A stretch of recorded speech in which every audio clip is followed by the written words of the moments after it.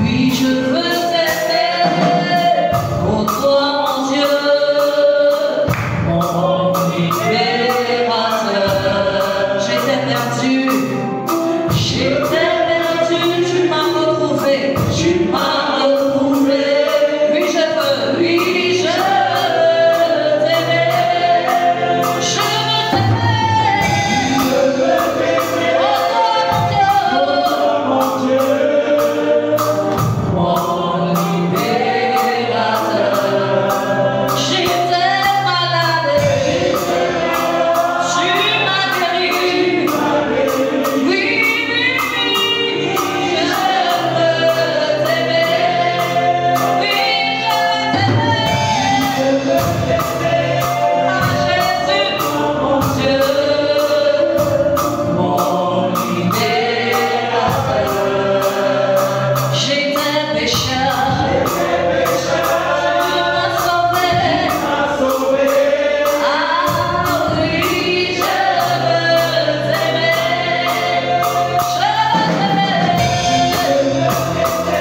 Ah, pour toi, mon Dieu, mon libérateur. J'étais humilié, tu m'as consolé.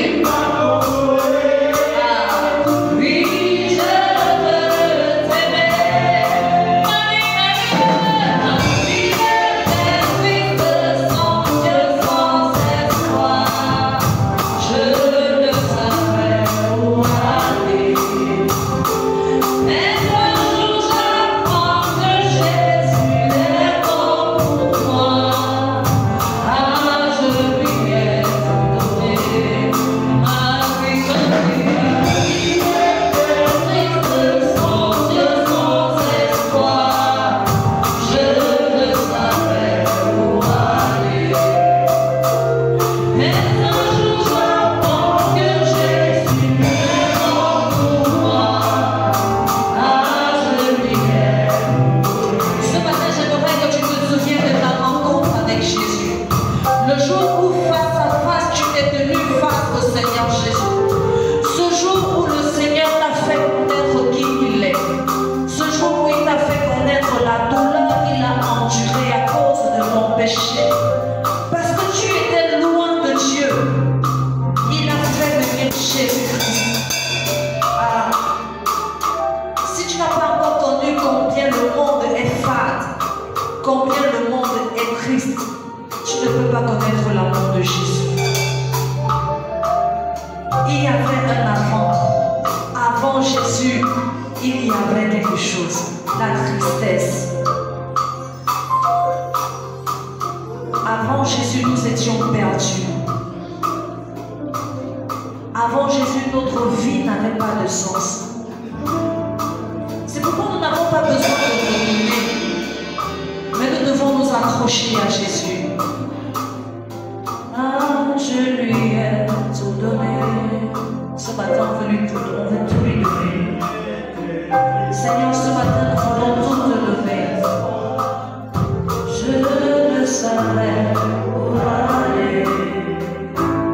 Mais un jour, ce matin, je voudrais que quelqu'un sache que Jésus est mort pour lui. Pour toutes les difficultés que tu traverses, Jésus est mort pour cela. Pour la peur que tu traverses, Jésus est mort pour ça.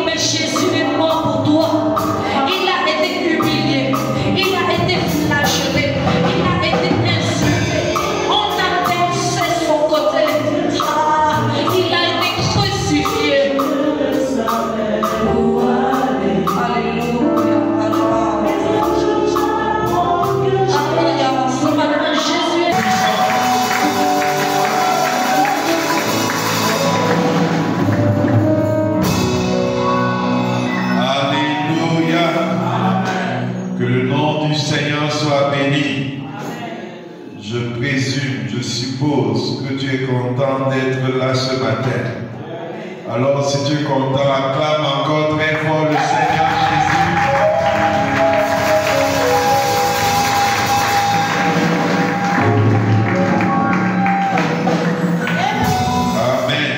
Amen.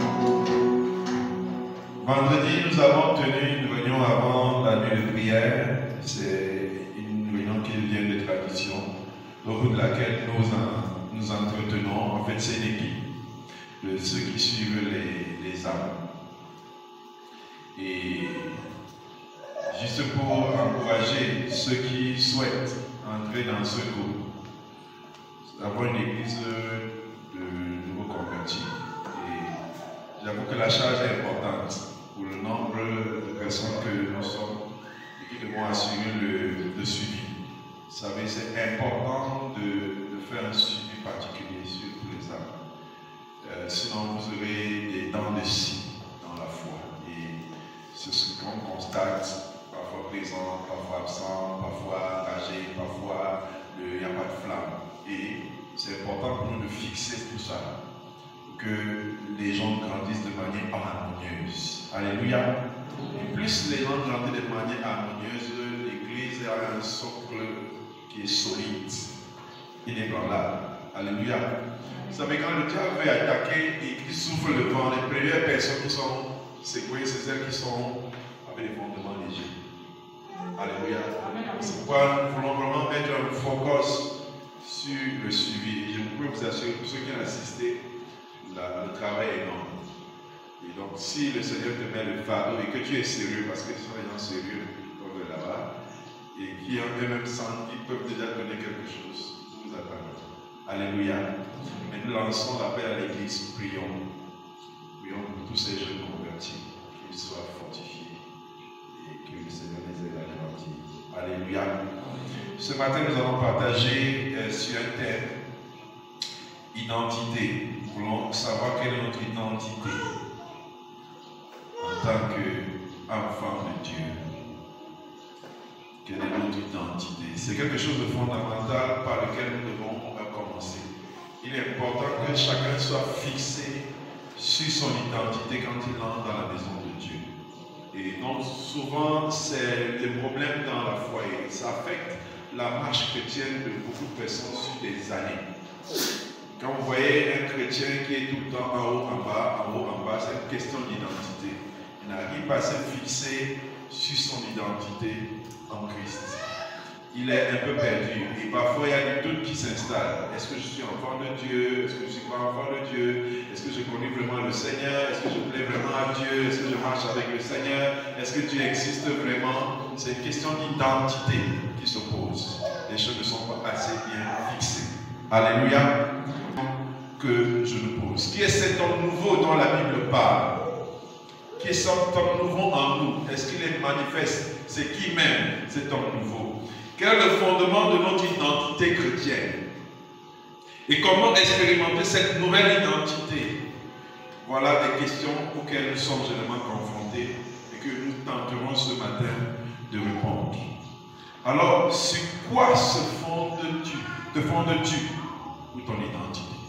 Sur quoi tu reposes ton identité? C'est une question importante. La question identitaire est importante. Vous savez, quand vous voyez un Belge, il vous dira, le Belge c'est ceci.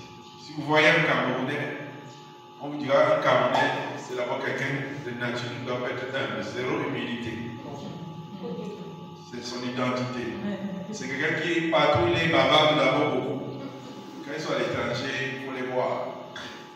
Ils sont fiers d'être Camerounais et ils se font remarquer. Et on a au niveau du langage des mots qui nous caractérisent, une façon de penser qui est identitaire. Alléluia. Donc l'identité se construit au fil des années avec des valeurs et des croyances qui nous sont transmises. La fois dernière, je disais que nous sommes le produit de l'environnement dans lequel nous vivons. Personne ici ne peut dire qu'il n'est pas le produit d'une influence. Nous sommes tous le produit d'une influence, positive comme négative. Nous avons été influencés. Alléluia. C'est ça qui forge notre personnalité.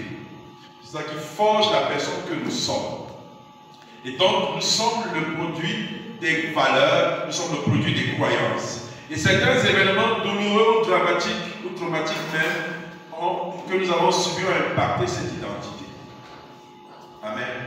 Les événements que tu as vécus, l'un se définit particulièrement par son statut et son rôle. Quand on demande à quelqu'un qui es-tu, il va penser automatiquement à ce qu'il a, à ce qu'il possède. Il pense que c'est ça en fait son identité. Il se définit comme étant ainsi.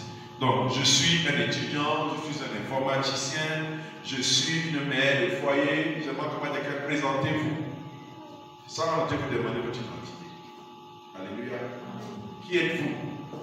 Je suis mère de 2 enfants. Voilà comment on pense à se définir.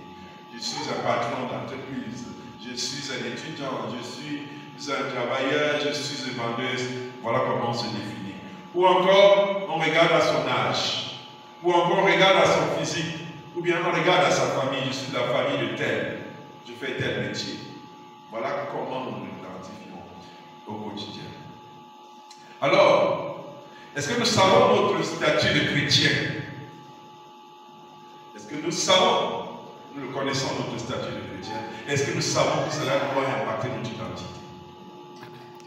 Alléluia. Amen. Notre statut de chrétien doit impacter notre identité. Et nous voulons voir qu'est-ce que c'est que l'identité et comment est-ce que nous obtenons cette identité. Alléluia. Alors, c'est quoi que toi tu fondes ton identité? Je vais d'abord dire d'une manière générale ce qui fonde l'identité des gens. En premier, il y a la culture. Il y a la culture qui forme l'identité des individus. Et la culture véhicule la croyance en ton identité.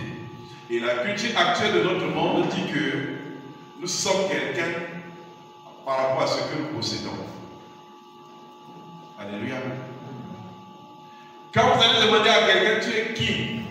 Il va dire que je suis rien. Parce qu'il n'a pas d'argent. Mais s'il a l'argent, il va te poser la question, tu sais qui je suis? Alléluia. Tu sais qui je suis? Je suis quelqu'un d'important. Pourquoi? Parce que je possède. Ou bien parce que j'ai fréquenté. Donc aujourd'hui, la culture affecte notre identité et nous nous définissons par rapport à ce que nous possédons. Et ce n'est pas ça pour un enfant de Dieu. Il ne se définit pas par rapport à ce qu'il possède. Il ne se définit même pas par rapport à ce qu'il est. Alléluia.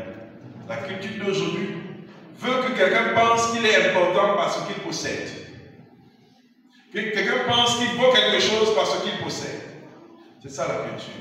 Et même, souvent même devenir enfant de Dieu, nous pensons que nous sommes définis par ce que nous possédons. Quand on va même parler des gens ici, certains vont se croire importants ou bien moins importants en fonction de ce qu'ils possèdent. Ce qui est faux. Alléluia. Beaucoup de personnes ne se mettent pas au service du Seigneur, ne s'engagent pas, ne se dévouent pas au Seigneur à cause de ce qu'ils pensent, donc ceux qui sont par rapport à ce qu'ils sont, ils existent bien, leur identité dépend de ce qu'ils possèdent. Quand on dit que le Seigneur a besoin des ouvriers, il ne se compte pas parmi les ouvriers. Parce que lui, il a défini l'identité qu'il est en fonction de ce qu'il possède. Je suis pas allé à l'école, c'est ça qui me définit. Je n'ai pas de diplôme, c'est ça qui me définit. Je n'ai pas d'argent, c'est ça qui me définit. C'est important que nous connaissions notre identité en Christ. Alléluia. Amen. D'autres, c'est la religion. C'est ça qui les détermine. Tu es ce que tu fais. Et plus tu fais, mieux tu es. Quels sont mes espoirs? Qu'est-ce que j'ai déjà fait avec le Seigneur? C'est ça qui définit le Seigneur. Qu'est-ce que je n'ai pas fait? Ce que je n'ai pas fait détermine ce que je suis. Ce n'est pas vrai. Alléluia. Ce n'est pas ce que tu as fait. Et vous entendez dans les termes déjà un grand pasteur, une grande servante. Alléluia. Un homme puissant. En fonction de ce que nous faisons, nous définissons notre identité. Troisième source d'identité, l'évangile.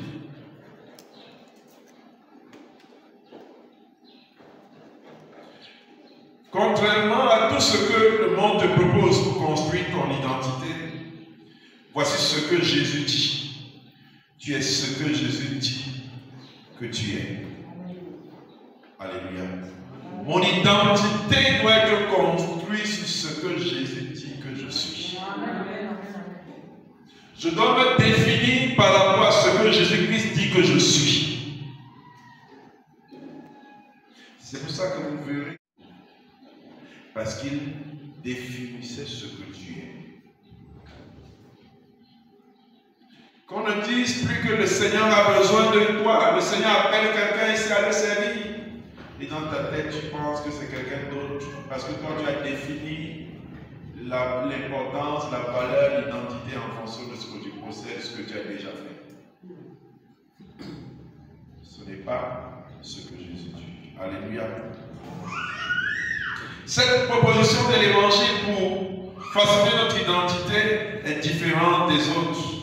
Car ton identité n'est pas déterminée par ce que tu fais, ce que tu possèdes ou ce que les autres disent de toi, mais ce que tu es en Christ. Ce n'est pas le commentaire de ton voisin. Vous savez, le fait que quelqu'un ait fait quelque chose qu'il n'est pas fait, il dit qu'il est enfant de Dieu. Comme je n'ai pas fait, je commence à douter. Comme j'ai fait, je commence à croire. C'est sur ça que tu te reposes. Hop, en bas, tout le temps. Tu sens que le monter et descendre. Amen. Comme j'ai fait, je pense que Dieu m'a créé. Je pense que je suis enfant de Dieu en ce moment. Comme je n'ai pas fait, comme j'ai failli, alors je ne suis plus. Non. Dieu ne nous donne pas cette identité sur cette base. Alléluia. Tu es ce que Dieu dit que tu es. L'évangile te dit aujourd'hui que ton identité n'est pas déterminée par ce que tu possèdes. Ton identité n'est pas déterminée par ce que les autres pensent. Ton identité n'est pas déterminée par ce que tu fais dans la vie, comme métier, comme loisir. Ton identité n'est pas déterminée par ce que tu as commis ou ce que tu as subi. Ton identité n'est non plus déterminée par ce que tu ressens ou tu penses être. Ce n'est pas une question de sentiment. Je sens que je suis enfant de Dieu. Alléluia. La Bible dit que le Saint-Esprit de Dieu témoigne en nous que nous sommes enfants de Dieu. Alléluia. Il apporte ce témoignage et ce n'est pas basé sur tout ce qui est extérieur à toi. Ce n'est pas basé sur ce qui est extérieur à toi. Tu es déterminé par ce que Jésus dit que tu es. Mais alors, qu'est-ce que Jésus dit que je suis?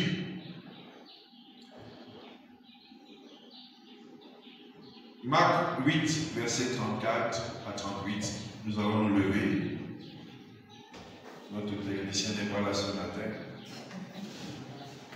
Donc nous allons demander à un lecteur de nous faire la lecture. Marc chapitre 8, verset 34.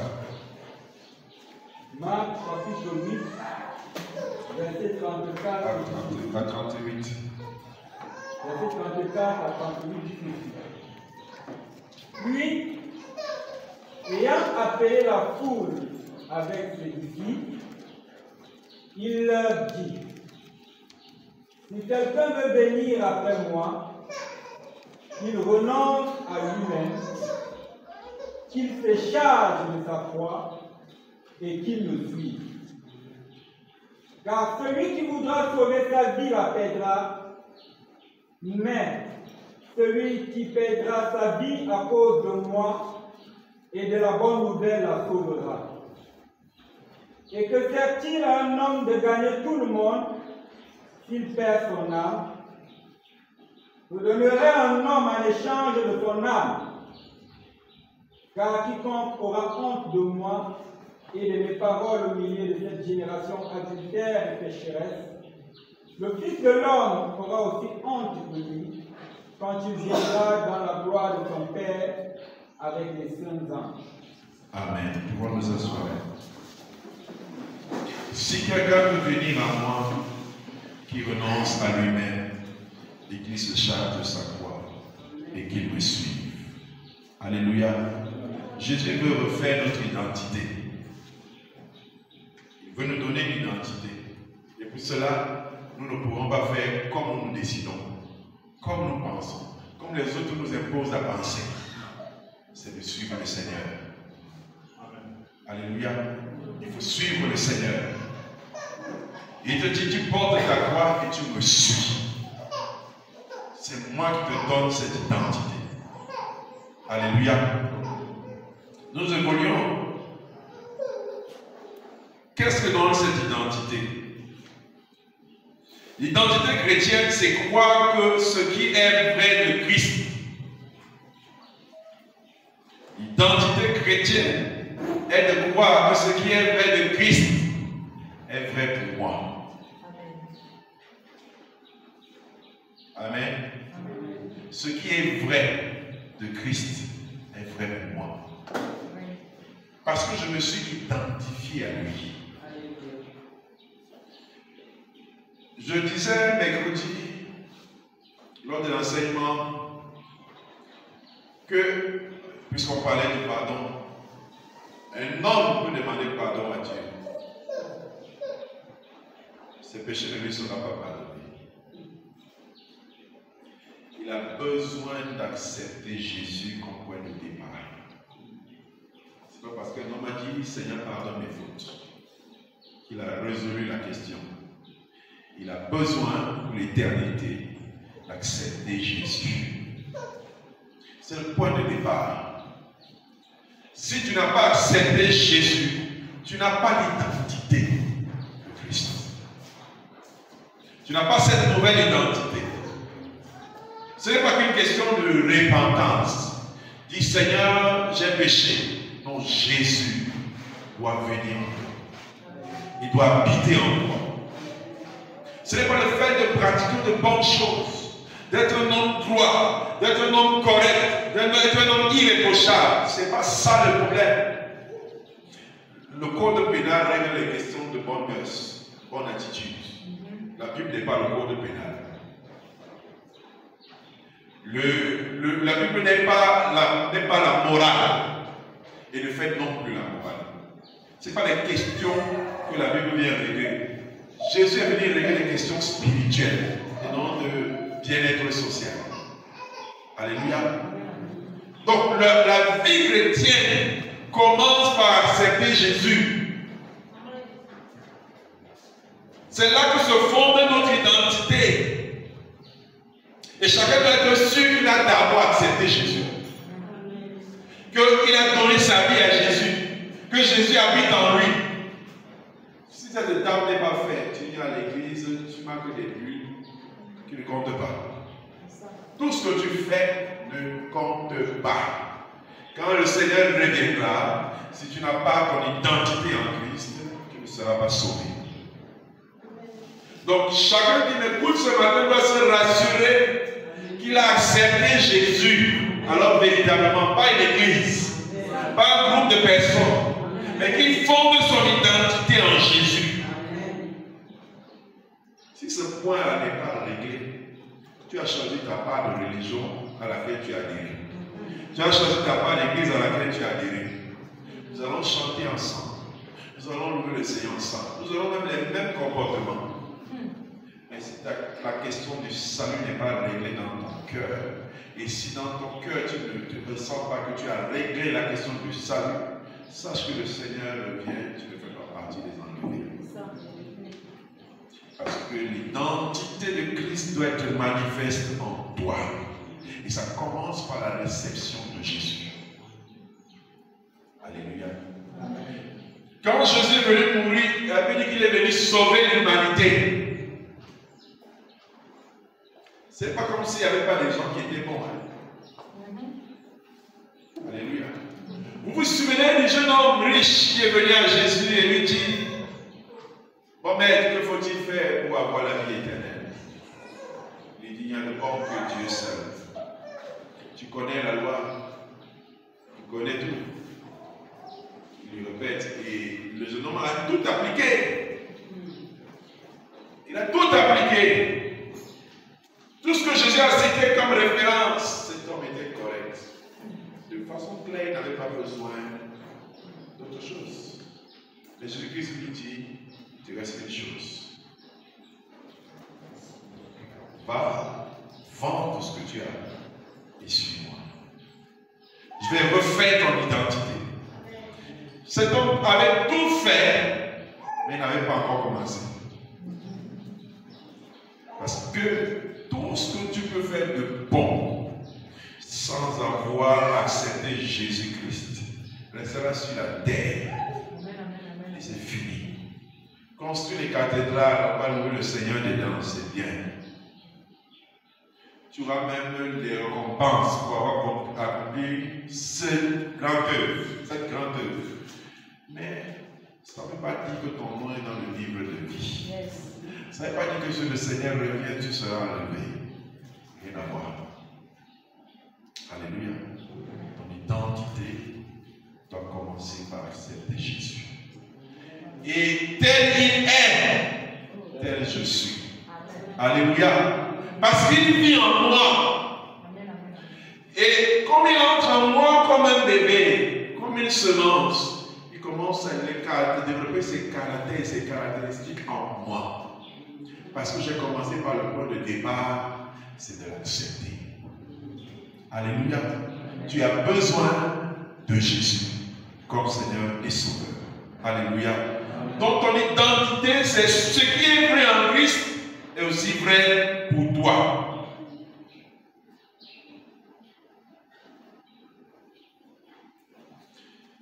Regardons le chapitre d'Éphésiens que nous allons lire tout à l'heure. Nous allons voir ce que nous sommes en Christ et nous allons nous arrêter. Mais avant, dans Galates chapitre 3, verset 27, il nous dit, car vous tous qui avez été baptisés pour le Christ, vous avez revêtu Christ. Alléluia. Vous tous qui avez été baptisés en Christ, vous avez revêtu Christ. Le mot revêtu en grec vient de endio. Alors endio désigne littéralement l'action de se vêtir. Donc quand on dit que tu as revêtu, c'est que tu t'es habillé. Ou si tu veux s'enfoncer dans un vêtement. Cela indique avec force éclatée donc que revêtir Christ signifie devenir un avec lui. Amen. La Bible dit qu'ils sont devenus une même plante avec Jésus. Ça veut dire que je suis uni à Christ. Je trouve donc mon identité en lui. Ce que Dieu dit de Jésus, il le dit de moi. Amen. Je ne suis pas différent de Jésus. Parce que je suis uni avec Jésus. La Bible dit que nous sommes unis avec lui dans sa mort, son enterrement et sa résurrection. C'est-à-dire quand je parle à Dieu, Dieu ne m'entend pas. Il entend Jésus qui lui parle. Alléluia. C'est pour ça que Dieu ne se met pas en colère.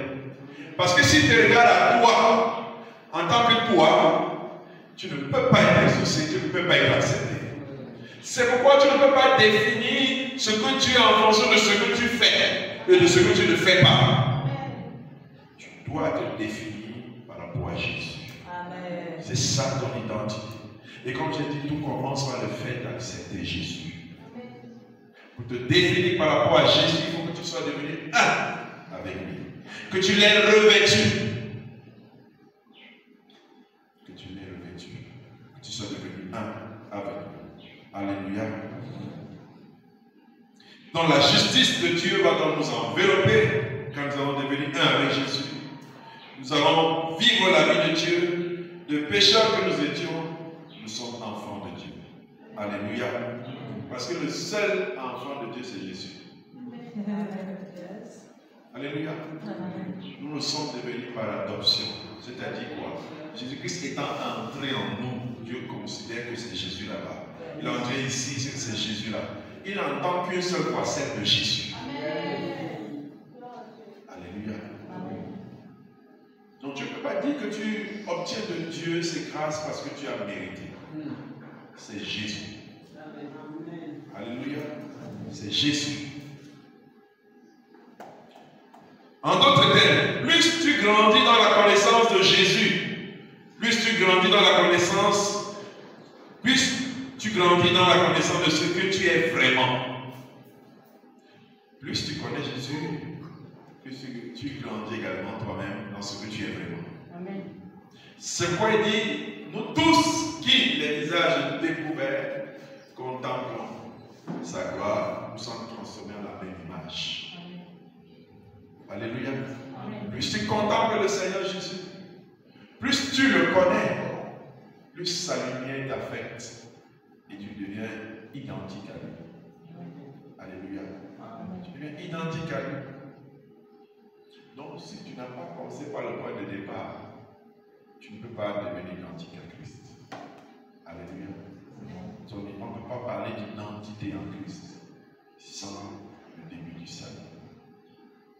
Ce n'est pas la Bible, le fait de la lire beaucoup, qui fait de toi un enfant de Dieu, qui fait de toi, qui te donne l'identité. Le point de départ, c'est que j'ai connu Christ, j'ai accepté Christ. Et quand je me laisse guérir par sa parole, je le ressens. Je le ressens. Alléluia. Quand je m'ouvre à la lumière de Dieu, je ressens passer la lumière. Plus je contemple le Seigneur, plus je demeure dans sa présence, plus je suis illuminé, transformé en la même image. Alléluia. Notre identité en Christ.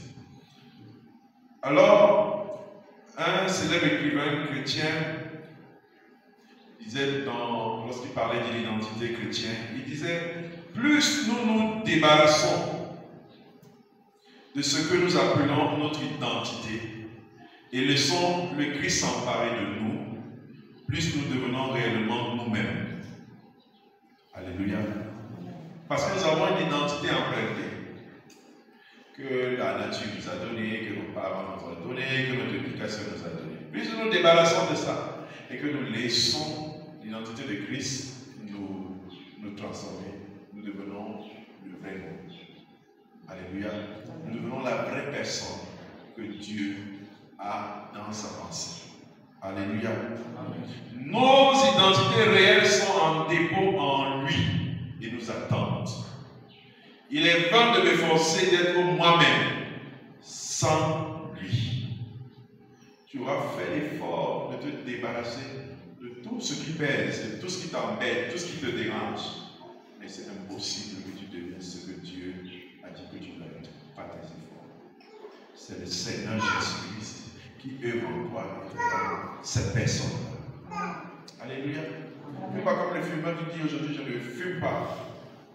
Et le soir, c'est le tout matin de fumer puisqu'il n'a jamais fumé. Laisse l'identité de Christ travailler en toi. Laisse l'identité de Christ opérer en toi. Amen. Il dit, plus je lui résiste, en essayant de vivre replié sur moi-même, plus je me trouve dominé par mon hérédité, mon éducation, mon environnement, mes désirs. Si tu fais les efforts de combattre le péché par tes propres efforts, plus tu vas ressembler à ce que tu combats. Laisse le Seigneur Jésus œuvrer en toi. Expose-toi à Jésus. Alléluia. Expose-toi à Jésus. Et tu pourras voir son œuvre s'accomplir. Si nous lisons dans Galates 3, versets 26 à 29, il dit, vous êtes tous fils de Dieu par la foi en Jésus-Christ. En effet, vous tous qui avez été baptisés en Christ, vous êtes revêtus de Christ. Il n'y a donc plus de juifs, ni de non-juifs, il n'y a plus d'esclaves, ni de libres. Il Il n'y a plus ni homme ni femme. Vous êtes tous en Jésus-Christ. Si vous appartenez à Christ, vous êtes donc la descendance d'Abraham, vous êtes les héritiers conformément à la promesse. Quand tu es en Christ, on ne te définit plus comme étant juif, grec. Alléluia. Tu deviens Christ. Tu deviens Christ. Alléluia. Éphésiens 1, verset 1 à 14, vous lirez à la maison. Mais je vais lire quelques portions. Et il y a un thème qui va revenir en lui. En lui, Dieu nous a choisis avant la création du monde pour que nous soyons saints et sans défaut devant lui. Je ne sais pas si tu comprends bien. Il dit qu'en Jésus, ça veut dire que ça commence par Jésus. Amen. Alléluia. Amen. Ça commence en Jésus. En Jésus, Dieu a fait quoi? Nous a choisis avant la création du monde. C'est pourquoi le point de départ, c'est en Jésus. Le choix qui a été fait sur nous a été fait en Jésus. En Jésus, avant la création du monde, Dieu nous avait choisis pour être quoi? Pour que nous soyons saints. Sans défaut devant lui. Donc en Jésus, Dieu nous a choisis pour que nous soyons saints. Nous ne pouvons devenir saints qu'en Jésus. Nous pouvons être sans défaut qu'en Jésus. Alléluia. Dans son amour, il nous a prédestinés à être ses enfants adoptifs par Jésus. Il nous a prédestinés, c'est-à-dire choisis avant. Vous êtes ses enfants adoptifs, mais par Jésus, en passant par Jésus. C'est ce qu'il a voulu dans sa bienveillance, pour que nous célébrions la gloire de sa grâce, dont il nous a comblés dans le bien-aimé. Il poursuit en disant, en lui, en Jésus encore, par son sang, nous sommes rachetés, pardonnés de nos fautes, conformément à la richesse de sa grâce. Une fois de plus, en Jésus. Amen. Dieu nous l'a accordé avec abondance, en toute sagesse et intelligence. Il nous a fait connaître le mystère de sa volonté conformément au projet bienveillant qu'il avait formé en Christ pour nous le mettre en exécution lorsque le moment serait vraiment venu, à savoir de tout réunir sous l'autorité du Messie. Aussi bien ce qui est dans le ciel que ce qui est sur la terre. Dieu avait prévu tout réunir, les entités célestes, les entités terrestres. Il devait les unir en Jésus. Le ciel, pour qu'il soit en accord avec toi, Dieu le fait en Jésus. Alléluia. Ton identité se fonde en Jésus. Il poursuit en disant, en lui, nous avons été désignés comme héritiers, ayant été prédestinés suivant le plan de celui qui mène tout en œuvre conformément aux décisions de sa volonté pour servir à célébrer sa gloire, nous qui avons par avance espéré dans le Messie. L'héritier que tu es, tu n'es héritier qu'en Jésus. Alléluia. En Jésus. Tu ne peux pas avoir notre identité hors de Jésus. Tout est en Jésus. Et je termine. En lui, vous aussi, après avoir entendu la parole de la vérité, l'évangile, qui vous sauve, et en lui, vous avez cru et vous avez été marqués de l'empreinte du Saint-Esprit qui avait été promis. Il est le gage de notre héritage, en attendant la libération de ceux que Dieu s'est acquis pour libérer sa gloire, pour célébrer sa gloire. Alléluia. Ton identité, tu la trouves en Jésus. Alors, est-ce que dans ton cœur, aujourd'hui, tu peux dire que tu trouves ton identité en Christ? est-ce que tu as connu le Seigneur? Est-ce que ton esprit témoigne au travers de l'Esprit de Dieu que tu es enfant de Dieu? Non pas à cause de ce que tu as fait. Je veux pas savoir ce que tu as fait. Est-ce que ce que tu as fait est un moment qui est tellement grave et désagréable au point que cela te définit? Ma question ce matin, c'est est-ce que tu penses être en lui? Est-ce que tu penses qu'il est en toi? Est-ce que tu penses que tu l'as accepté? Est-ce que tu penses qu'il vit en toi? C'est ça ma question ce matin. Et c'est ça la question centrale de ton identité. Non pas ce que tu fais, non pas ce que tu possèdes, mais est-ce que tu es en Christ? Alléluia. Est-ce que tu es en Christ? Nous allons prier le Seigneur.